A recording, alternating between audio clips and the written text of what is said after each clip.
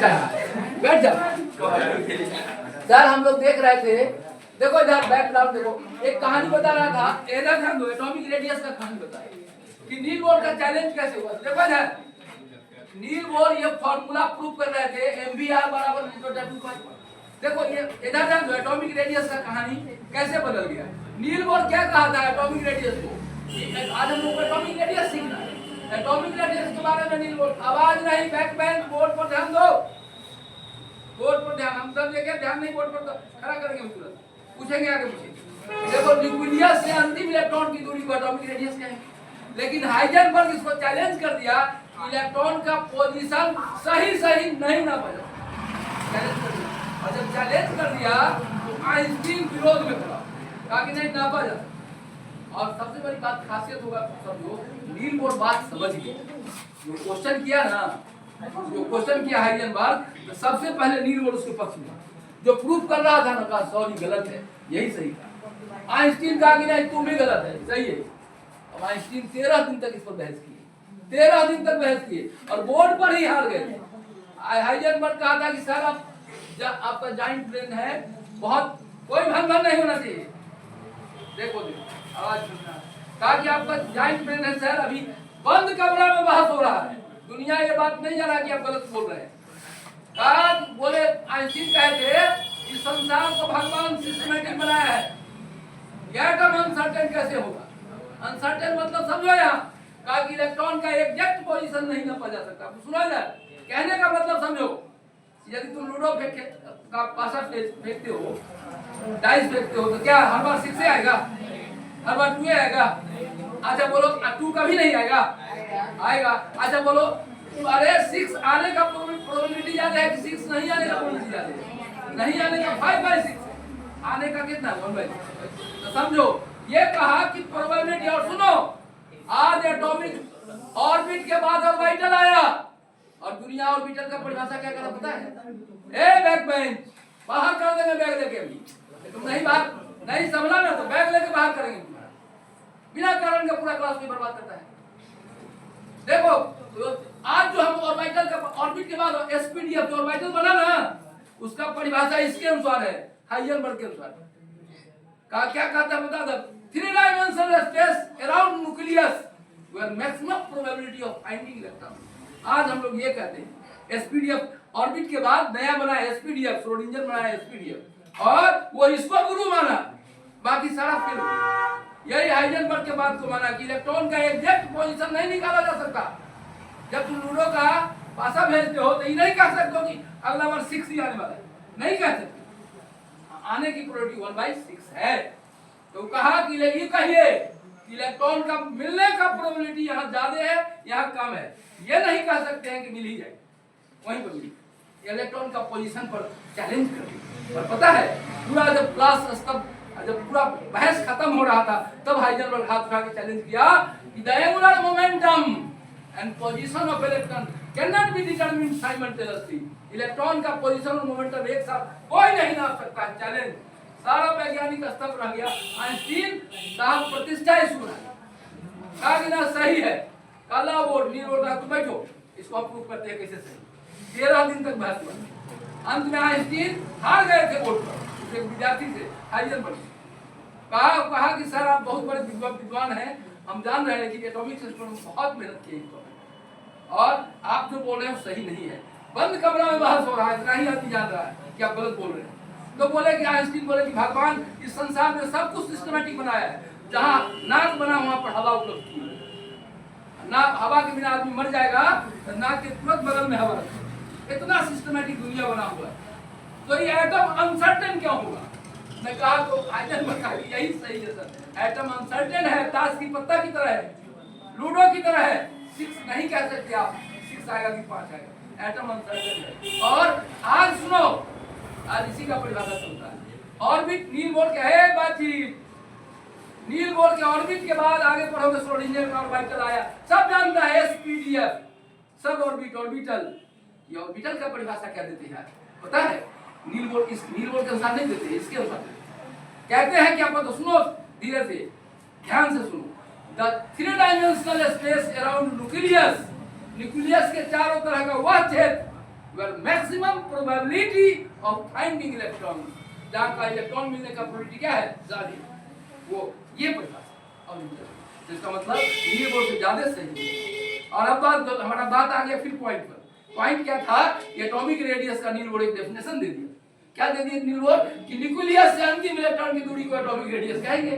लेकिन हाइजेनबर्ग कहा कि तुम्हारा ये भी गलत हो गया। कहा कि देखो ए बातचीत, न्यूक्लियस कहा हाइजेनबर्ग कि न्यूक्लियस को तो तुम नाप सकते हो, एक्सरे फोटो आ जाएगा, लेकिन इलेक्ट्रॉन का एग्जैक्ट पोजीशन नापना संभव नहीं है। इलेक्ट्रॉन कभी आगे हो सकता है, कभी क्या हो सकता है, पीछे हो सकता है। बोलो एटम का रेडियस कभी बड़ा हो सकता है, कभी छोटा हो सकता है। तुम्हारा हाइट 5 फीट 6 इंच है, कभी 5 फीट 9 इंच हो जाएगा, कभी ऐसा तो चलेगा नहीं। साइंस में, साइंस में एग्जैक्ट पोजीशन होनी चाहिए। कहा कि परिभाषा को गलत करो, नया परिभाषा दो। तो नापने की सुविधा के लिए एटॉमिक रेडियस को 4 भाग में बांटा, उसी को कहा गया covalent radius, van der Waals radius, metallic radius, ionic radius. नापने की सुविधा के लिए, नापा नहीं रहा था इस परिभाषा से। कैसे नापते तुम, न्यूक्लियस तो फोटो आ रहा है, इसका फोटो झिलमिल आ रहा है, नहीं एग्जैक्ट पोजीशन नहीं आ रहा, तो दूरी न पाता नहीं। तो ये परिभाषा गलत हो गया। क्यों, कौन परिभाषा, न्यूक्लियस। तो डेफिनेशन आया कि अब नापने की सुविधा के लिए एटॉमिक रेडियस को 4 भाग में बांटा गया। चारों तुमको एनसीईआरटी में पढ़ना। पहला को कहते हैं कोवेलेंट रेडियस, दूसरा का है वैन डर वाल्स रेडियस, और तीसरा को कहते हैं लोग मेटालिक रेडियस, और चौथा को कहते हैं आयोनिक रेडियस। आज हम करते हैं बाबू, बता दे, देखो ध्यान ध्यान,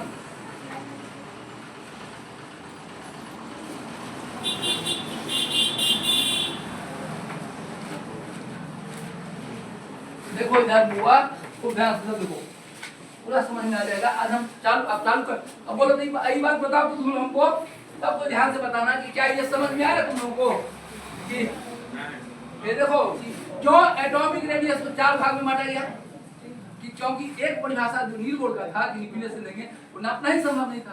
तो नापने की सुविधा के लिए जिस तरीका से सही नपा जाएगा, तो एटॉमिक रेडियस को 4 भाग में बांटा। उसी को कहा गया covalent radius, van der Waals radius और मेटालिक रेडियस, आयोनिक रेडियस। तो लिखो for the sake of calculation, लिखो for the sake of measurement, लिखो sir for the sake of measurement,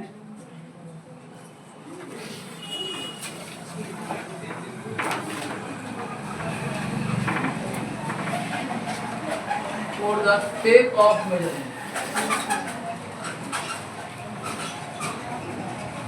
for the sake of measurement, atomic radius। अरे फिर बातचीत कर रहा है, देखो इसका कॉपी देख के लिखो, अरे घर चले जाओ। कॉपी पर नहीं लिखा हुआ तो तुरंत बैग से पढ़े के बाद पढ़ाई बोर्ड पर ध्यान रहना चाहिए, पूरा साफ साफ लिखा हुआ होना चाहिए। For the sake of measurement, atomic radius can be divided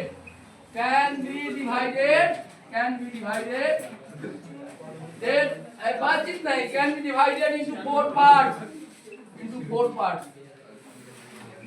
4 part, 4 भाग में बांटा गया। पहला का नाम है कोवेलेंट रेडियस,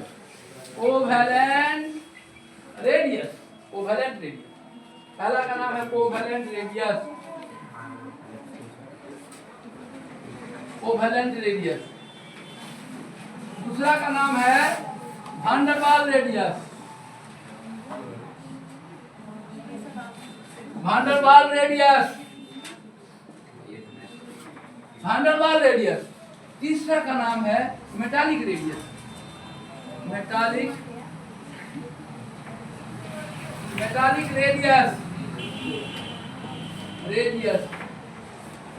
और चौथा का नाम है, फोर्थ का नाम है आयोनिक रेडियस। आयोनिक बात ही देखिए, आयोनिक रेडियस, देखो एनिक रेडियस यहाँ लिखा। 4 तरह का, आज पहला शुरू करते हैं कोवेलेंट रेडियस। एटॉमिक रेडियस को नील बोर्ड का परिभाषा गलत हो गया। इलेक्ट्रॉन का पोजीशन हिलते डुलते रहता है, ना पाएंगे कम, बड़ा हो जाएगा, छोटा हो जाएगा। साइंस को बड़ा छोटा नहीं चाहिए, एग्जैक्ट चाहिए। तो एग्जैक्ट रेडियस नापने के लिए इसको 4 भाग में बांट दिया।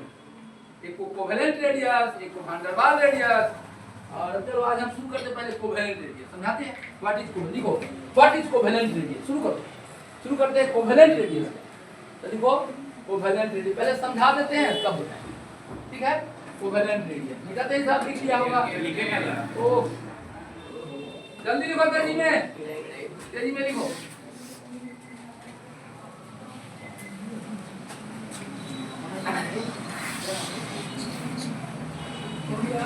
अब देखो इधर बोर्ड पर हुआ, सब पहला देखते हैं हम लोग कोवेलेंट रेडियस। फर्स्ट देखो कोवेलेंट रेडियस, पहला समझाते हैं इसको। Covalent radius, covalent radius, covalent radius ये क्या होता है? कोवेलेंट रेडियस क्या है इसको समझो, बातचीत में आवाज नहीं। देखो हम लोग कोवेलेंट रेडियस उसके बाद हम नॉर्मल रेडियस पढ़ेंगे। अभी आप पूछेंगे, अभी समझा, देखो जो बोर्ड पर ध्यान देगा उसको बोर्ड समझाएंगे याद। अभी हम पूछ लेंगे, किसको किसको याद नहीं हुआ पता चल जाएगा, ध्यान नहीं देगा। जो भी बोर्ड पर ध्यान देगा क्लास में याद देगा। देखो कोवेलेंट रेडियस क्या है, यहाँ देखो, जैसे यहाँ देखो ये दो एग्जांपल से बता। देखो ये H एटम है, ये भी H एटम, ठीक है, दो एटम है, उसका इलेक्ट्रॉन हो और न्यूक्लियस भी हो। अब देखो यहाँ ध्यान दो, अरे न्यूक्लियस का फोटो आता है, इलेक्ट्रॉन का फोटो सही नहीं आता, तो दोनों न्यूक्लियस का फोटो लेंगे। कोवेलेंट H देखो ऐसे H एक एटम है, अकेले तो रहता नहीं है, दो H जुड़ जाता है, H2 बन जाता है। तो हम H2 में ले, दो H एटम है, ये देखो H आई भी क्या है, दोनों का न्यूक्लियस है। असरो है। अब देखो यहाँ ध्यान, इसको साइंटिफिकली भी चेक कर सकते हो। देखो यहाँ है, देखो यहाँ HH है, तो ये दूरी नापने पर आता है 74 पिकोमीटर, 74 पिकोमीटर। कल बताया था, बोलता 1 पिकोमीटर कितना, कल बताया था 1 पिकोमीटर कितना, बोलो 1 पिकोमीटर बराबर 10⁻12 मीटर। ए बैग में बोलने का मन है तो घर चल जाओ, आ रहे हैं पीछे, अभी हम डिस्टर्ब करके छोड़ देंगे। नहीं वो है ना, नहीं आवाज निकला तो अभी बुला देंगे बैग ले। बोला समझा रहे हैं, नहीं समझ में आया तो पढ़ना नहीं आता, चल जाएगा यहाँ बेकार छुट्टी का, इतना मेहनत कर रहे हैं, कोई फायदा नहीं हुआ। नहीं समझ में आएगा तो कल से बैठना नहीं क्लास में। देखो इधर H और ये न्यूक्लियस है, न्यूक्लियस तो देखो इलेक्ट्रॉन का फोटो सही नहीं आता है, न्यूक्लियस का तो फोटो आता है। तो क्या किया, सुनो, दोनों का न्यूक्लियस नापा, और सुनो एक बंद बर्तन में हजारों H2 मॉलिक्यूल होंगे, एटम में रूप में H2, फिर यहाँ भी होगा ऐसे। देखो इसका नापा, इसका दूरी नापा, तो इसका बेटा कितना 74 पिकोमीटर।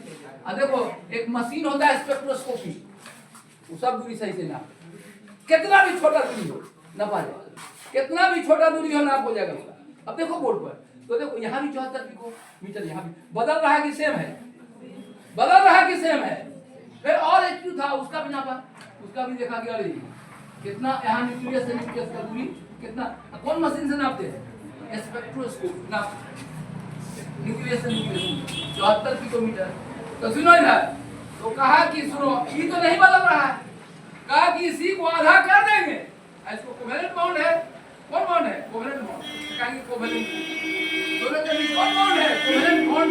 पढ़ा होगा मैट्रिक में, ionic bond, covalent bond, coordinate bond, HH के बीच में कोवेलेंट बॉन्ड है, इसीलिए इसका नाम पड़ा कोवेलेंट रेडियस। कौन बॉन्ड है, तो कोवेलेंट बॉन्ड।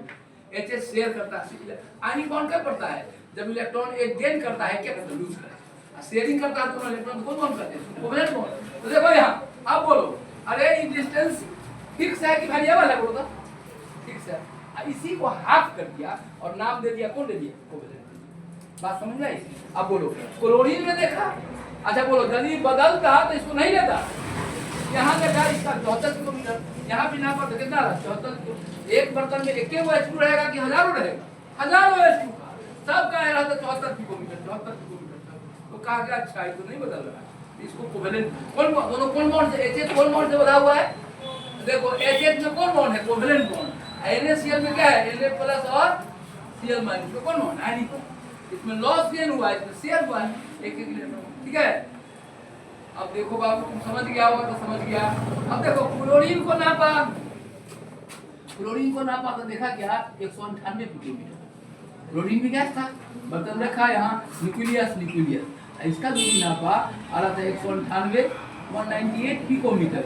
एक दूसरे को याद रहना चाहिए अच्छा बच्चे को। अब पूरा केमिस्ट्री सुनो, पूरा ए भन कौन भन रहा है ये देखो डिक्शनरी में पूरा वर्ड मीनिंग इंग्लिश का टीचर को भी याद नहीं कहेगा सर ए पर सब सुनाइए सर मिस कर। लेकिन सुनो ऐसे ही ध्यान दो, पूरा शब्द का रेडियस नहीं ना अपना दिमाग बोर्ड पर नहीं रहेगा ना तो हम पकड़ लेते हैं, बिला देंगे बैठ से। अब आते हैं नहीं बोला सही सही बस सीधे बाहर, 2000 को नहीं बैठेगा, 2000 को कम में पड़े। यहाँ देखो तो 198 पिकोमीटर। अभी पूछेंगे H2 का बोलो, इसको बोलते हैं इंटरन्यूक्लियर डिस्टेंस। क्या बोलते हैं? न्यूक्लियस न्यूक्लियस दो न्यूक्लियस के बीच की दूरी, अंग्रेजी में बोलते हैं इंटरन्यूक्लियर डिस्टेंस। इसका भी क्या कहेंगे? अब क्लोरीन में कितना पिकोमीटर है? 198। ये नापा हुआ चीज है, तुम अभी नाप नहीं सकते, याद तो रख सकते हो। यहाँ देखो ऐसे प्लस प्लस, यहाँ भी 198। तो अच्छा अब तो बढ़िया चीज आ गया। अच्छा बोलो 10 HH में कौन बॉन्ड है? HH में कौन बॉन्ड है? Covalent bond. इसीलिए सुनो इसका कौन रेडियस नाम पड़ा? अरे ये तो दूरी है ना, इसका इधर दोनों का हिस्सा है तो आधा कितना होगा? ये कितना होगा? ये कितना हुआ? ये 99 पिकोमीटर। यही कहा गया। आज के बाद कोई पूछेगा क्लोरीन का कोवेलेंट रेडियस बताओ, क्या बोलेंगे? 99। बोलो अब हाइड्रोजन का कितना होगा कोवेलेंट रेडियस? कितना? 35 किलोमीटर। 7 किलोमीटर नहीं तो बोलो अब H2 का अब समझ में आ गया बच्चे को। अब देखो परिभाषा याद रहे, हाफ की पूरा इसको बोलते हैं इंटरन्यूक्लियर डिस्टेंस, इसके आधा को कहते हैं atomic distance. The half of internuclear distance of a diatomic molecule of same element, of a diatomic molecule of same element. अच्छा तुम कहोगे सेम काहे बोल रहे हैं? हम HCl लेंगे बाबू, HCl लेंगे तो बोलो ये हो गया H छोटा, ये हो गया Cl बड़ा, तो बोलो हाफ इसमें चलेगा, देखो बड़ा हो जाएगा छोटा। लेकिन यदि दोनों हम HH ले लेंगे तो हाफे करने से बात करेंगे। Cl नहीं समझ रहा है, आ रहा है बैंक पर ए मोबाइल, तुम नहीं सुनेगा, तुम लोग को बिला ही देंगे वैसे। तुम अब कल तुम्हारे गार्जियन को बुला देंगे, अभी तुम क्लास में है ना, अभी आप क्या कुछ गलत होगा बिला देंगे। तो गार्जियन को इकट्ठा में डालेगा, क्या नहीं जाते कोई काम करने दुकान पर, क्या लगता पढ़ने चला गया, पढ़ने में मन नहीं लगता, क्या हो जाता है? अभी आते हैं पूछते हैं, जल्दी जवाब नहीं दिया तभी बिला ही देंगे, तब से नहीं कराना। यहाँ लोग नहीं आएगा बेकार से, बिना काम का समय बर्बाद करता है, अपना भी हमारा सारा काम का चीज बर्बाद हो जाता है। बोर्ड पर जिसका ध्यान है, बोर्ड पर ध्यान रहना चाहिए, टकटकी लगा बोर्ड पर देखो, नहीं देखे इधर ध्यान है तो कल से नहीं आएगा। बिना कारण का भीड़ लगा रहा है, अच्छा बच्चा सब बैठे के बाद देखो इधर बता रहे इतना अच्छा से कि क्लास में बोलो तो अभी ये समझा रहे हैं, तब जब जाएंगे वहां खड़ा होने तब बुद्ध की तरह बौला की तरह देखेगा, है ना, गधा की तरह देखेगा कि अब याद कैसे करें। अभी समझा रहे तो ध्यान नहीं दे रहा है, यहाँ ध्यान दो। देखो इधर इसको बोलते हैं इंटरन्यूक्लियर डिस्टेंस। कौन डिस्टेंस बोलते हैं? इंटरन्यूक्लियर। इसके आधा कर दो। अच्छा ये दोनों एक ही एलिमेंट का आइटम रहेगा कि अलग अलग? एक ही का, सेम एलिमेंट का। HCl लेने में क्या होगा बोलो सा? यहाँ हम HCl लेंगे तो आधा नहीं कर सकते, देखो छोटा हो जाएगा क्या। अब हमको Cl निकालना होगा तो Cl2 से निकालेंगे। इसको कोवेलेंट रेडियस को कहेंगे। क्यों कहेंगे कोवेलेंट रेडियस? क्योंकि दोनों के बीच कौन बॉन्ड है? दो तरह का बॉन्ड होता है, आयनिक बॉन्ड और कौन बॉन्ड? NaCl में कौन बॉन्ड है? आयनिक बॉन्ड है। इसमें HH में कौन बॉन्ड है? कोवेलेंट। इलेक्ट्रॉन का शेयर किया है, यहाँ लॉस गेन किया, आयनिक बॉन्ड नहीं, कोवेलेंट बॉन्ड, इसीलिए इसका नाम पड़ा है कौन रेडियस? Covalent radius. तो बोलो तो अब बोलो H का कोवेलेंट रेडियस कितना? 37 पिकोमीटर। Cl का कितना बोलो तो? 99 पिकोमीटर। इसको क्या कहते हैं? Internuclear distance. तो देखो अब परिभाषा याद हो गया। देखो the half of internuclear distance, the half of क्या? Internuclear distance of a diatomic molecule, diatomic molecule of same element. कौन एलिमेंट? HH रहेगा, इसकी क्या है बोलो तो? Cl। ये क्या है बोलो तो? HH। अच्छा बोलो तो HCl में हम क्यों नहीं कर सकते हैं? आधा करना गलत हो जाएगा, H छोटा होगा, Cl का होगा बड़ा होगा, इसलिए हाफ नहीं कर सकते। हमको तो नापना है H का, H2 से नाप लेंगे। Cl का नापना है तो Cl2 से नाप नहीं तो ना पाए। अब देखो अब इतनी बात को हम लिखा देते हैं, सबको समझ में आ गया। ये HH हुआ। देखो अच्छा कैसे लोग, अच्छा बोलो ये वेरिएबल है कि फिक्स है? फिक्स है, साइंस फिक्स देखता है। तो साइंस फिक्स कहता है अब तुम आर्मी की नौकरी में जाओगे तो 5 फीट 6 इंच चाहिए। देखो एसपी सुना है डीएम 3 फीट का हो सकता है, लेकिन एसपी 5 फीट 6 इंच से कम का नहीं। काहे कि एसपी चोर को खदेड़ना है। अब देखो था नाला में अब देखो चोर आया नाला कूद गया, एसपी नाले में कूद गया, छोटा पैर छोटा छोटा है कूद जाए, सब गड़बड़ हो जाए। समझ गया? एसपी का वो क्राइटेरिया जो एक आर्मी का क्राइटेरिया होता है वो फुलफिल करना होता है। एसपी का क्राइटेरिया फुलफिल करने के लिए आर्मी का क्राइटेरिया, आर्मी जितना क्राइटेरिया आर्मी के चेक में होता है सब एसपी को हाइट लंबाई होना चाहिए। अब छोटा छोटा पैर है, आज चोर कूद गया नाला, आज एसपी नाले में कूद गया, तब तो गलत हो जाएगा, मजाक बन जाएगा। ये चोर कूद गया है तो इसलिए एसपी छोटा नहीं हो सकता। एसपी कहीं भी देखोगे ना 5 फीट 6 इंच का है ना, कहीं गोली चला सकता है। यदि आवश्यकता पर काउंटर का अपने अड़ जाता है, ये कहता है कि पहले तुम लोग दो हिम्मत कर होता है। एसपी का नौकरी करना चाहता है वो हिम्मत करा, डीएम कमजोर भी 6 फीट के बदला में 3 फीट का भी डीएम चलेगा। डीएम को ब्रेन से काम लेना है, कोर्ट को नहीं करना नहीं, लेकिन एसपी को बाउंड्री पर जाना फ्रंट पर चोर को खदेड़ने डायरेक्ट हमारा वहां मारपीट हो गया, एसपी कहेगा पुलिस बुलाओ, अपने ही फाइट करना सुना है। तो इसलिए क्या ध्यान रखो है, तो एसपी का हाइट फिक्स है, उससे कम वाला को एसपी में अप्लाई करेगा ना 5 फीट 6 इंच नहीं है तो उसको रिजेक्ट करेगा। सासाराम परीक्षा में तो जो 5 फीट 6 इंच का नहीं है वो एसपी में लिख देता है कि यदि आपका हाइट 5 फीट 6 इंच नहीं है तो आप एसपी के लिए अप्लाई नहीं करिए। डीएम के लिए करो, छोटा नौकरी करो, एसपी के लिए चाहिए तो सुना है। लेकिन यहाँ है तो हाइट, अरे हाइट फिक्स चीज है कि वेरिएबल चीज है? तो बोलो था यहाँ एचएच का इंटरन्यूक्लियर डिस्टेंस क्या है, फिक्स है कि वेरिएबल? अच्छा इसको कौन रेडियस कहेंगे? Covalent radius. काहे कोवेलेंट कहेंगे? क्योंकि दोनों के बीच कौन बॉन्ड है? कोवेलेंट। अब तो हम समझते हैं, डेफिनेशन याद हो गया होगा। हाँ अब याद हो गया होगा। रे गधा याद नहीं हुआ तब आते हैं पीछे बैग लेकर भी बुलाएंगे बाहर। देखो क्या बोलेंगे, the half of internuclear distance of a diatomic molecule of different element की सेम एलिमेंट सेम डिफरेंट रहेगा तो आधा नहीं कर सकते तो बड़ा छोटा हो जाएगा नहीं। तो बोलो अरे कोवेलेंट रेडियस अब देखते हैं ना कितने लोगों को याद हो गया। क्या बोलेंगे, the half internuclear distance of a diatomic molecule of one element same element, एक ही एलिमेंट का दोनों एटम होना चाहिए। देखो यहाँ CL हाफ कर देंगे, यहाँ HH है इसको भी हाफ कर देंगे। चलो देखो कितने लोगों को याद हो गया, अपने से लिखिए। क्या बोलेंगे, बोलो था the half of internuclear distance of a diatomic, di माने दो, diatomic molecule of same element, same element मतलब हाइड्रोजन रहेगा तो दोनों एटम हाइड्रोजन का होगा, क्लोरीन रहेंगे तो दोनों एटम क्लोरीन का। बोलो लिखो तो अपने से बोलते हैं हम, लिखो क्या लिखेंगे, the half of distance of a diatomic molecule of same element। लिखो कॉपी पर, नहीं लिखने आता है तो बेकार पड़ जाता है। लिखो the half of internuclear distance, the half लिख दे, क्या बोलो ऊपर लिख देगा ना।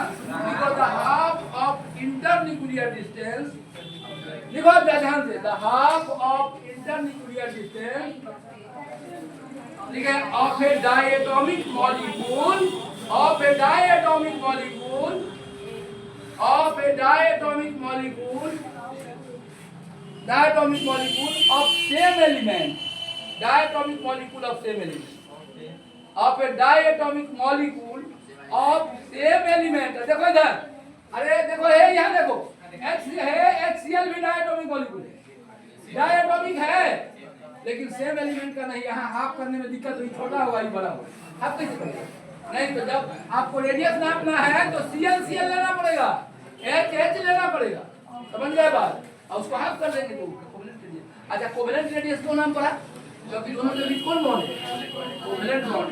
अच्छा सुनो इधर, कोवेलेंट रेडियस का क्लियर हो गया, समझे? कोवेलेंट रेडियस याद हो गया। अब फिगर बना दो, देखो कोवेलेंट रेडियस ऑफ हाइड्रोजन कितना भी बोलो था, कितना पिकोमीटर कितना होगा? 74 है। अरे 74 होगा, आधा कर देंगे 37 पिकोमीटर। अब बोलो क्लोरीन में कितना बोलता है, क्लोरीन वाला में कितना है? 198 है, तो कितना पिकोमीटर लिख लो। कोवेलेंट रेडियस ऑफ हाइड्रोजन, आज के बाद 2 को याद रखिएगा। Covalent radius of hydrogen is 37 picometre. Covalent radius of hydrogen is 37 picometre. Covalent radius of hydrogen is 37 picometre. Covalent radius of hydrogen is 37 picometre. Covalent radius of hydrogen is 37 picometre. लिख लिया। And देखो covalent radius of chlorine, figure बना लो, ऐसा है, figure बना लो, figure बना लो sir. Chlorine बोलो कितना, बोलो आप देखो नहीं समझाई कितना कोवेलेंट रेडियस क्लोरीन का कितना, यहाँ लिखा हुआ बोर्ड पर। क्लोरीन का कितना होगा बोल रहा कितना 99, 198 आया, यूरिया 98 आधा कर देना तो 99। ठीक है, ऐसे हर एलिमेंट का कौन रेडियस निकल सकता है बोलता। अच्छा ये वेरिएबल होगा कि कांस्टेंट होगा? कांस्टेंट। गाइस देखो हर H2 में कितना आ रहा था 174 174 देखो तो सब में इतना ही आ रहा, तो इसी को हाफ कर दिया गया ऐसे। और देखो यहाँ भी ये Cl था, लिख लो ऐसे, फिगर बनाओ, देखिए फिगर बनाओ, तो फिगर बनाओ H के लिए Cl के फिगर बना लो, H के लिए जल्दी बनाओ, H के लिए और Cl के बना लिया ना कोवेलेंट। अब देखो इधर सुनो हुआ है, एक मिनट समझो। कोवेलेंट रेडियस सुनो इधर, एक मिनट। अरे देखो तुम स्कूल आते हो, स्कूल आते हो वही ड्रेस पहन के फुटबॉल खेलते हैं? फुटबॉल खेलने का अलग ड्रेस होता है, हाँ क्रिकेट खेलने का अलग ड्रेस होता है, क्लास आने का अलग ड्रेस होता है, समझो। नॉन मेटल के लिए इससे बढ़िया कोई रेडियस नहीं। Covalent radius is very important for non metal. लिख लो, मेटल के लिए मेटालिक रेडियस होता है और नॉन मेटल के लिए सबसे बढ़िया रेडियस कौन रेडियस का? Covalent radius. लिख लो, परीक्षा में पूछेगा। Covalent radius is very important for non metal, very useful. अरे जो ड्रेस तुम क्रिकेट खेलते हो वही फुटबॉल खेलते हो, क्रिकेट का ड्रेस अलग होता है, फुटबॉल का अलग होता है, क्लास का अलग होता है, तो सुना है। अरे नॉन मेटल को आयनिक रेडियस भी होता है, कोवेलेंट रेडियस भी होता है, लेकिन नॉन मेटल अपना जहां था कौन रेडियस बोलता है? देखो Cl का देखो Cl का आयनिक रेडियस होगा, ऐसा कोवेलेंट रेडियस भी होगा, लेकिन Cl का देखो covalent radius is very useful for non metals. Covalent radius is very useful for non metals. जितना नॉन मेटल है अपना कोवेलेंट रेडियस होता है।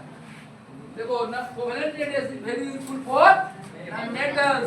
अब मेटल के लिए मेटालिक रेडियस यूजफुल होता है, आगे से मेटल के लिए मेटालिक रेडियस और नॉन मेटल्स के लिए कौन रेडियस होगा? Covalent radius.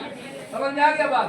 अच्छा एक लाइन हम लोग एक लाइन और लिखते हैं सर, आगे है एक लाइन बस देखो इधर। अरे बुड़बक देखो, अब देखो इधर है एक बहुत अच्छा आईआईटी के लिए एक लाइन बोल रहे हैं।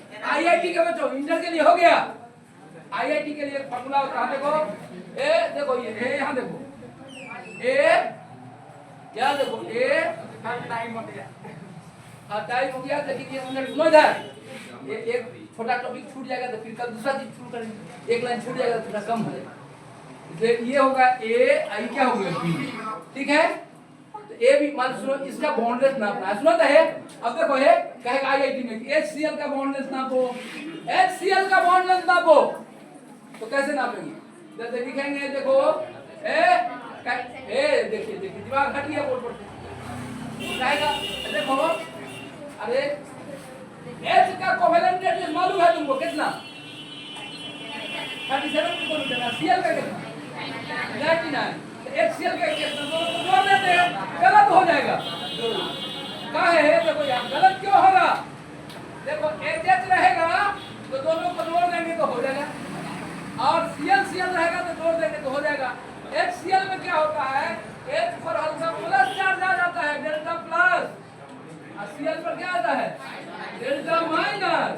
क्यों आता है? देखिए बैक बेंच कुछ दिन के बाद मिला देंगे बैक से, हम सब देख रहे हैं, बी ग्रुप को पहुंचा देंगे, बैठा दिया था बी ग्रुप पे पहले, बुलबुला के कहता था पढ़ लेंगे सीख लेंगे सर, यहाँ क्लास को डिस्टर्ब करके बैठा देंगे बी ग्रुप पे, फिर अब पढ़ाएंगे भी है बी ग्रुप वाला, बी ग्रुप वाला दूसरा टीचर रखे पढ़ा सकते रहना, फिर पूरा नहीं समझ में तो काले बैठेगा। देखो HCl का निकालना है बॉन्ड लेंथ, क्या होगा H का इलेक्ट्रोनेगेटिविटी 2.1 Cl का कितना होता बोलता 3 तो ये इलेक्ट्रॉन को थोड़ा खींच लेगा तो डेल्टा माइनस इस पर क्या हो जाएगा डेल्टा प्लस अब प्लस माइनस के कारण एक और फोर्स आ जाता है और खींच लेता है नीचे तो बॉन्ड लेंथ घट जाता है तो क्या लिखेंगे अब देखो लास्ट क्वेश्चन आईआईटी का DHCl निकालो तुमको H मालूम है Cl मालूम है तो डी हम पहले DAB देखो DAB लिख देते हैं DAB का फॉर्मूला होगा RA जोड़ RB होता है माइनस देखो माइनस 0.09 आईआईटी के लिए है XA माइनस XB ये कर देंगे X क्या है इलेक्ट्रोनेगेटिविटी ऑफ A XB क्या है तो बोलो आप बोलो DHCl निकालता है आईआईटी में पूछेगा DHCl निकालो क्या होगा RH plus RCl minus 0.09 into क्या होगा XCl माइनस XH जो आईआईटी देना चाहता है वो समझ ले तो देखो अब उत्तर क्या निकलेगा RH कितना मतलब कितना पिकोमीटर होगा 37 पिकोमीटर प्लस RCl कितना आएगा